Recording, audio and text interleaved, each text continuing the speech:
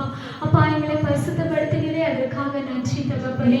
அப்பா உம்மை சிலுவையினால் மூடினீரே, அதற்காக நன்றி தகப்பனே. அப்பா உம்முடைய சிலுவையினால எங்களை மீட்சினீரே, அதற்காக நன்றி தகப்பனே. அப்பா ஒவ்வொரு பிள்ளைசப்பா நீங்க தொடுங்க ஏசப்பா. அப்பா இங்கிருந்து கடந்து செல்லும்போது ஒரு தெய்வ பிரசன்னம் எங்களுக்குள்ள இருக்க உதவி செய்யுங்க ஏசப்பா. ஒரு தெய்வ சமாதானம் எங்களுக்குள்ள வர நீங்க உதவி செய்யுங்க ஏசப்பா.